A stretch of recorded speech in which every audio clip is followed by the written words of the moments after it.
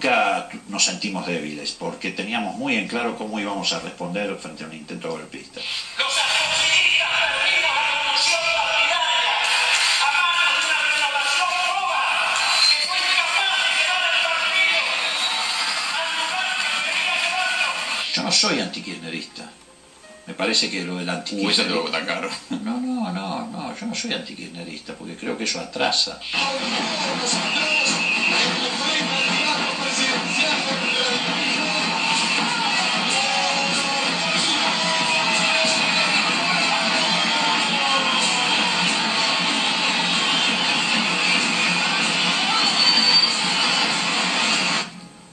¿Cuántos años tenías acá?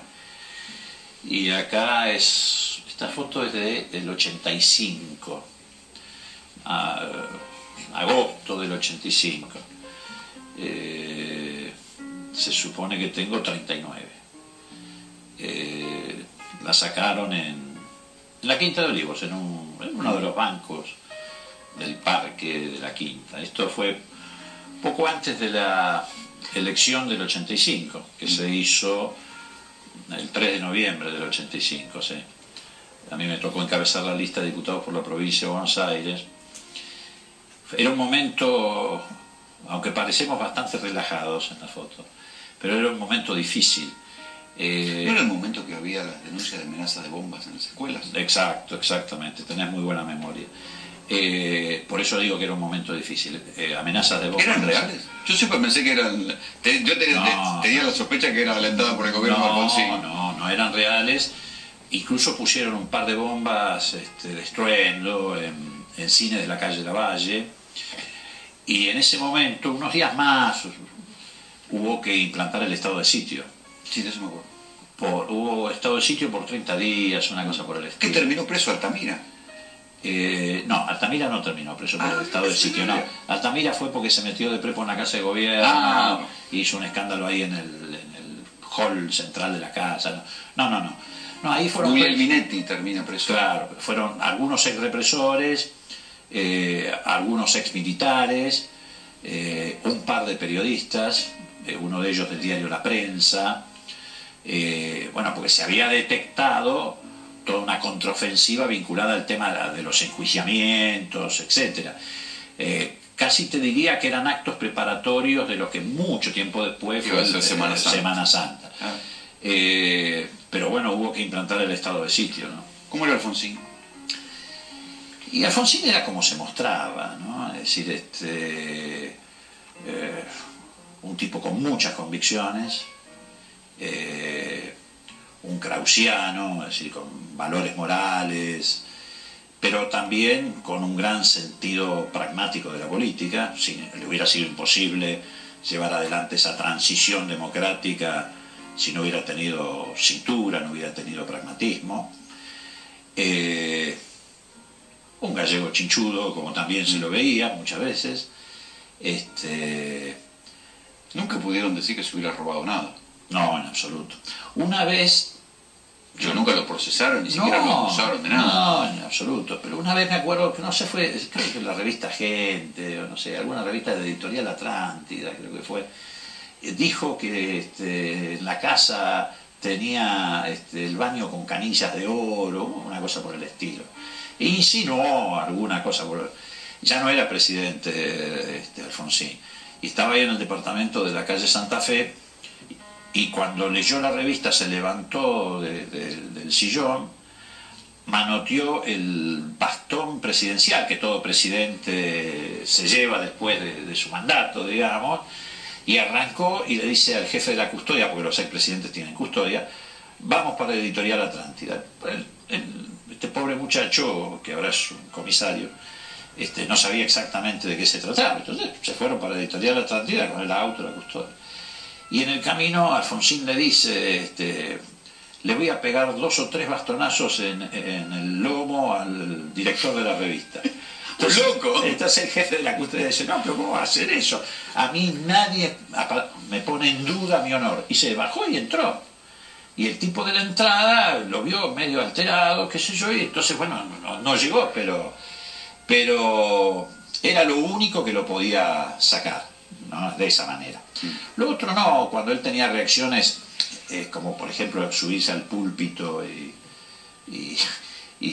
discutir con el cura. Y sí, que no era un curita, Era un obispo, era el vicario de las Fuerzas Armadas. Aquí se ha hablado de coima y de negociados, y lo ha anticipado el señor sacerdote, que a esto se iba a referir Monseñor Medina. Esas eran reacciones fuertes, pero eran reacciones calculadas. Y ahí también tuvo que ver con esta cuestión, porque también en ese sermón o homilia que se hizo en la Capilla Stella Maris, un mes antes de la sublevación de los Carapintadas, o sea que era un acto preparatorio, fue casi la proclama lanzada por el vicario castrense, era Monseñor Medina. También hizo alguna referencia genérica, como hace a veces la Iglesia, a las corrupciones, a la moral, y Alfonsín se le fue arriba del púlpito, pero esas eran reacciones calculadas. ¿Les cayó casi inesperadamente el gobierno a ustedes? Digo, a Alfonsín y a ustedes que eran los jóvenes que lo rodeaban. No inesperadamente, porque a lo largo del desarrollo de la campaña electoral, que arrancó fines del 82, el proceso político argentino arranca fuerte el 16 de diciembre del 82 con la marcha de la multipartidaria, y se quiebra definitivamente la dictadura. Y nosotros arrancamos con un acto en la Federación de Vox que tuvo el valor histórico de obligar al gobierno a levantar el estado de sitio que había estado vigente durante toda la dictadura, ¿no? Nosotros nos fuimos dando cuenta de que no era solo una ilusión o una utopía ganar la elección. Por eso se fue, sobre todo en los últimos meses de la campaña, articulando toda una política, por ejemplo en materia de derechos humanos, que era el tema más sensible de la Argentina de ese momento. ¿Qué hacer con los militares, claro, con los muertos, con los desaparecidos? Te lo habrás preguntado vos, tu familia, yo, todo el mundo se preguntaba. No, la verdad que parecía sencillo saber qué hacer. El problema era cómo tener la fuerza necesaria para poder hacerlo. Sí, claro, pero además había una fuerza política ponderable, que en este caso era el peronismo, que ya había adoptado un camino facilista. Decía, bueno, aceptamos la ley de autoamnistía de los militares. En nuestro caso era más complejo porque nosotros teníamos la decisión de que eso no ocurriera. Además lo dijo Alfonsín en la campaña, nosotros no acompañamos la ley de autoamnistía, vamos a juzgar, pero como vos decís... Hay que recordar que los militares habían sacado una ley para perdonarse a sí mismos sobre el final del mandato, y que Luder dijo, bueno, esto es hay que considerarlo cosa juzgada, no se puede volver atrás. Exactamente. Pero digo, esa arquitectura para llegar a lo que después fueron los juicios, etcétera, vos comprenderás que no se hizo de repente y improvisadamente en las 2 semanas posteriores al triunfo. Eso ya venía de antes. Tanto es así que en la campaña Alfonsín, y lo dice el programa el programa electoral, ya hablaba de los 3 niveles de responsabilidad. Sí. No lo dijo después de que asumió, lo dijo antes en la campaña. Sí, pero ahí tuvo un momento en el que parecía que los militares les tomaban el pelo con los asuntos de cuando van a la corte militar, claro. lo demoraban. Claro, exactamente. Parecían las cautelares. Claro, es decir, Alfonsín saca los decretos donde ordena los procesamientos y la detención de creo que las primeras 3 juntas, me parece que eran, y envía... Y la de Malvinas. Sí, Malvinas por cuerda separada.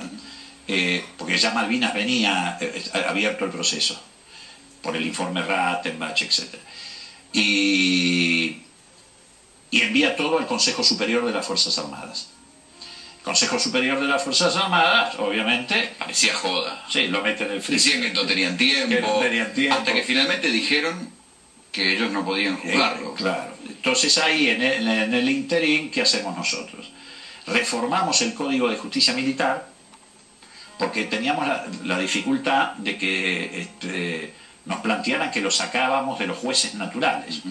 Reformamos el Código de Justicia Militar, que por primera vez en la historia, Código de Justicia Militar que hizo sancionar Perón en la década del 50, por primera vez en la historia permite que los militares puedan ser sometidos a tribunales civiles. De ahí en más siempre fue así, el caso Carrasco, etc. Se crea la Cámara Federal, creamos la CONADEP, que hizo las veces no solamente de, digamos, difundir a la sociedad argentina todo lo que había ocurrido, porque nuestros tres pilares, ¿cuál era? Memoria, verdad y justicia. Esos eran los tres pilares de nuestra política, en los que pretendíamos, y creo que lo logramos, fundar una democracia definitivamente estable en la Argentina. Bueno, para contribuir a la memoria creamos la CONADEP, pero también fue un elemento muy importante en el aporte que le hizo a la justicia, claro, para llevar adelante estos procesamientos. Entonces, la arquitectura era esta: reforma del Código de Justicia Militar, creación de la CONADEP. Ahí tuvimos una discusión si hacíamos una comisión investigadora parlamentaria o la CONADEP. ¿Por qué no lo hicieron? ¿Para no tener el peronismo dentro? No lo hicimos. Porque el peronismo, una parte apoyaba, simpatizaba todavía con los militares. Sí, claro, por supuesto. Y más aquel peronismo, que no era el peronismo de la renovación, era el peronismo que venía de la derecha. Sí, no, pero no lo hicimos por eso, lo hicimos por otra razón, porque quisimos crear una comisión independiente de la política, del sistema político, para que no apareciera como una revancha de los políticos contra los militares. Por eso los personajes que se incorporaron, Favaloro, Sábato, Magdalena, Fernández Mejide. Bueno, Fernández Mejide era secretaria de la comisión. Para que apareciera como lo que realmente fue una comisión independiente, con representación parlamentaria. Ahí vale la pena subrayar que el único partido político que se incorporó fue el radicalismo, y un diputado demócrata cristiano que había tenido un hijo desaparecido. El peronismo no quiso integrar la CONADEP. Y bueno, además de eso, pusimos en marcha otros mecanismos, por ejemplo, la extradición de López Rega. López Rega se había fugado al exterior y estaba en la clandestinidad, creo que estaba en Estados Unidos. Yo siempre digo, pero no como una chicana, ¿no?, que Perón lo ascendió de cabo a comisario general y Alfonsín lo puso preso. Lo trajimos. Era chicana gorila. Sí, era chicana gorila. Lo trajimos y murió preso en una cárcel de la Argentina democrática, ¿no? En aquel momento, mientras la justicia militar hacía la farsa y ganaba tiempo y pisaba la pelota, como esperando que pasara algo, que hubiera una renegociación que los apretara a ustedes, la CONADEP tenía un voltaje de choque, porque claro, iban a los cuarteles, en algunos casos abrían las fosas comunes. Eso hubo, yo creo, la tapa de la revista Somos lo llamó el show del horror. Revista Somos, que era colaboracionista de la dictadura. Exactamente. Pero el show del horror quedó así, porque era todos los días se abría una fosa común y todos los días aparecían nuevas cosas, se conocían nuevas cosas de los centros clandestinos. ¿Cómo era entrar a un centro clandestino? ¿Cómo era entrar a los cuarteles donde habían funcionado los centros? Mira, hubo de todo. En el día a día probablemente nunca la gente supo de las tensiones que hora a hora se vivían, porque no era solamente entrar, era ver cómo reaccionaban. Siempre jugábamos en el límite. ¿No llevaban cámaras? No, se llevaban sobre todo cámaras de fotografía. Era jugar en el límite, en el sentido de que cualquier reacción desmedida ponía en marcha todo un mecanismo de reacción en cadena de la corporación militar que no sabíamos dónde terminaba, ¿no? Desde un loco que te pegara un tiro a un miembro de la CONADEP hasta otro que se negara. Bueno, hubo algunos que se negaron y hubo que forzarle la mano con órdenes del propio presidente en su condición de comandante jefe. Una vez, no me acuerdo en qué cuartel del sur, los miembros de la CONADEP saltaron por el alambrado de la parte del fondo. ¿Les podrían haber pegado un tiro? No, sí, claro, saltaron por la... Bueno, a ver, vos lo recordarás porque tenés mucha memoria y además están los archivos. Alfonsín visitó, con la primera vez que Alfonsín visita la guarnición militar Córdoba, que era una de las más refractarias, la de Menéndez. La de Menéndez, la más dura, digamos así. Pusieron una bomba en una alcantarilla de uno de los caminos interiores que explotó 5 minutos después que pasó el coche de Alfonsín, que es en el mismo lugar que después se refugian en Semana Santa el Nabo Barreiro, el mayor, y le da refugio Polo, que era el jefe de la guarnición. No, era todo un tema, digamos, por eso nosotros siempre decimos que a nosotros nos tocó cazar los leones en la selva. No en el zoológico. Claro. Sí, porque uno ya parece que se olvida, pero en aquel momento los militares eran muchos, tenían armas y estaban acostumbrados a usarlas. Pero por supuesto, además, muchos de ellos estaban al frente de unidades de batalla, muchos comisarios que habían participado en el proceso represivo seguían al frente de sus unidades regionales o comisarías. Era todo un entramado muy complicado, donde jugaron un papel además muy nefasto las capellanías militares. Por eso ese discurso de Monseñor Medina, el jefe de los capellanes militares, el vicario castrense, o Bonianovich en Mercedes. ¿Cómo lidiaban con los servicios de inteligencia? Porque cada fuerza armada tenía un servicio de inteligencia, la propia CIDE era una cueva de tipos que habían quedado de la dictadura. ¿Cómo hacían con eso? Bueno, nos fue bastante bien. Es decir, tomando en consideración las circunstancias, ¿no? La CIDE la alineamos bastante bien de entrada. Tuvimos dificultades, camas. La más notoria fue que Guglielminetti apareció como personal de la custodia presidencial. Sí, me acuerdo de la foto esa, ¿no? Que estaba Alfonsín y Guglielminetti atrás. Bueno, que Guglielminetti además era casi un intelectual de los servicios de inteligencia. Era un represor que había estado en Orleti, pero además enfrentaba los micrófonos y era un nazi confeso que se sacaba fotos con banderas nazis. De todas maneras, en ese momento no hacía esa ostentación. En realidad ahí fue un ingenuo de la presidencia de la Nación, que tenía un cargo relativamente menor, que le contrabandearon a Guglielminetti, ¿no? Pero bueno, todo eso salta cuando el caso del segundo secuestro de Sivak, y ahí... Bueno, porque eso hay que decirlo también. En el medio de este contexto, el forcejeo con los militares por los juicios, parte de los represores, los más inorgánicos, se dedicaron a secuestrar empresarios. Sí, claro, porque ya habían... Sí, claro, como si fuera normal. No, lo que pasa es que se habían cebado, porque esos represores, en general provenientes de filas civiles, habían sido sumados o integrados a la fuerza de tarea a cambio de llevarse el botín. Aníbal Gordon, etcétera. Entonces les quedó la costumbre, digamos, era su forma de vida. Siguieron buscando botines, es decir, por eso secuestraban. Estaba la famosa banda de los comisarios, que ahí nos ayudó mucho. Ahí sí hubo mucha gente del peronismo que nos ayudó, entre ellos Manzano, etcétera. Hubo que hacer un trabajo muy... Hasta que, bueno, todo eso lo fuimos desarmando. Estaba todo vinculado. El secuestro de Sivak, la banda de los comisarios, Guglielminetti, etc. ¿La banda de los comisarios no era que secuestra a Macri?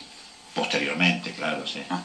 ¿Ya operaba de antes? Sí, por supuesto. El primer jefe de policía... Claro, es extraño, hoy lo visto desde hoy, que hubiera una banda de comisarios en actividad secuestrando grandes empresarios. Bueno, pero ¿sabés qué pasa? Todo eso venía de la estructura anterior. Vos te das cuenta...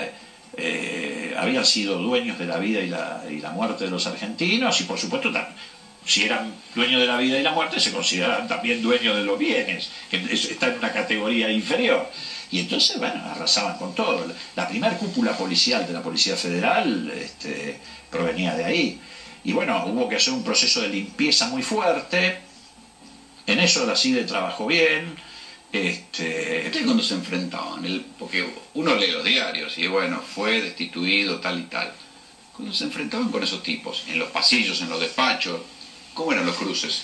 Y a mí no me tocaba mucho porque yo tenía función parlamentaria. El que más, digamos, piloteó esa situación fue Nosiglia, que terminó después siendo ministro del Interior.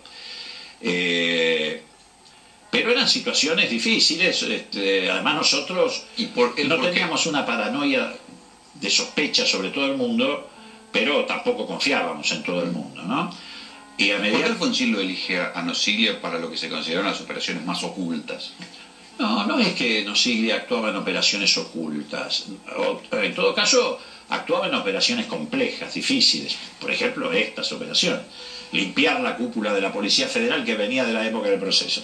Es una operación, digamos, pero no es porque sea oculta, sino porque es compleja. Y bueno, se logró. Después finalmente obtuvimos una gran victoria cuando lo pusimos a Pirker de jefe de la policía. extraordinario jefe de policía, para las circunstancias además que se ¿Ese no es el viven. que muere y siempre se pensó que lo habían matado? Muere en condiciones sospechosas. ¿Y vos qué pensás? No lo sé, tampoco quiero... Digo, ya está, ya prescribió, aunque lo hubieran matado, ya prescribió. No, pero tampoco me ascribo a los mitos urbanos. Lo que puedo decirte, porque eso, digamos, yo lo conocí mucho a Pirker, obviamente Coti, Sigla, etcétera, mucho más. Pero, primero, había hecho toda su carrera sin pasar por comisarías. Es todo un dato. Tenía una gran formación política e intelectual. Era un solitario, era soltero. Hizo una limpieza extraordinaria de la Policía Federal. Tanto de elementos que venían de la época del proceso con complicidades en la represión, como de elementos corruptos. Y es obvio que se ganó muchos enemigos. Y muere solo en la jefatura de policía una noche. Solo. ¿De qué? Aparentemente de un ataque cardíaco.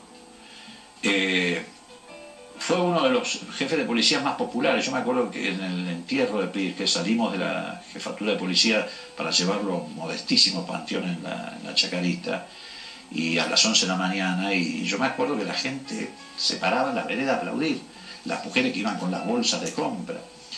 Pero digo, bueno, hubo un par de muertes misteriosas también en el primer gabinete del Alfonsín. Por ejemplo, 2 ministros de defensa. Roy Carranza y el otro era Raúl Borrás. No, bueno, pero la muerte de Borrás no tuvo nada de misterioso. Pero cuando uno lo miraba, parecía de lejos. Pobre, no. Esa fue una de las pérdidas más dolorosas en lo personal para Alfonsín, y obviamente para todos nosotros, mucho más para Alfonsín, pero además fue una gran pérdida política. Borrás tuvo un papel relevante, tanto en la construcción del triunfo de Alfonsín, como en los primeros pasos que se dieron respecto a esta cuestión. Vos sabés que ahí va a ir Pugliese del Ministerio de Defensa.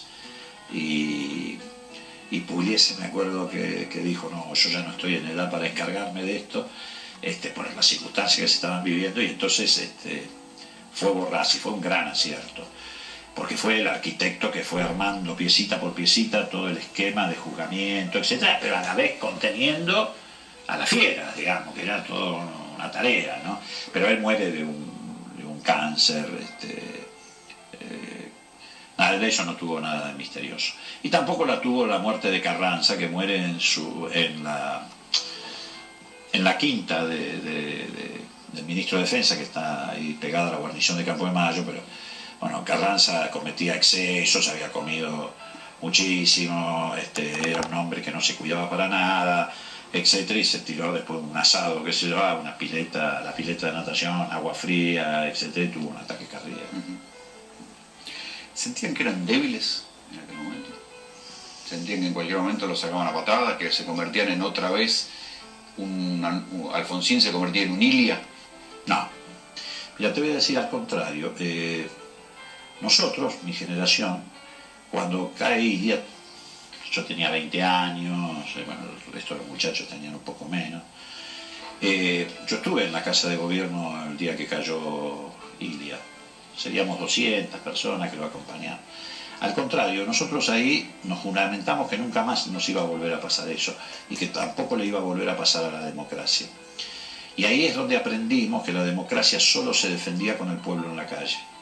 Y además teníamos muy en claro que las democracias tambaleaban o caían en Argentina y en América Latina cuando se permitía que los intereses de Estados Unidos, de las Fuerzas Armadas y de otras corporaciones se coaligaran. Entonces teníamos muy en claro que teníamos que ir manteniendo divididos esos intereses y separados esos intereses. Nos ayudó mucho también la situación de Estados Unidos, Carter, bueno, después vino Reagan, pero era todo... Entonces digo, no, en ningún momento. Es más, cuando hubo un intento en ese sentido, que fue Semana Santa, movilizamos la sociedad. Es decir, por primera vez en la historia política de la Argentina, se convoca al pueblo a salir a las calles, ocupar las plazas. Había habido previamente una denuncia de intento de golpe, ¿no? Alfonsín, cuando se anuncia el plan Primavera. ¿Sí? Alfonsín llama a la gente a la plaza, No, no es el plan primavera. Cuando él habla de la economía de guerra. De economía de guerra. Eso, cuando él habla de la economía de guerra. No, nosotros nunca nos sentimos débiles porque teníamos muy en claro cómo íbamos a responder frente a un intento golpista. Y lo hicimos como lo teníamos planteado, como lo teníamos pensado, digamos, ¿no? Cuando el intento de Semana Santa, pusimos en cadena nacional todos los canales de televisión con la consigna democracia o dictadura. Sí, me contabas que Radio Mitre transmitía la proclama del Rico. Bueno, Radio Mitre, que ya estaba en un proceso de transición hacia las manos de Clarín, se plantó en Campo de Mayo y le hacía reportajes a Rico. Yo no soy antikirchnerista. Me parece que lo del antikirchnerismo... Eso te lo tan caro. No, yo no soy antikirchnerista.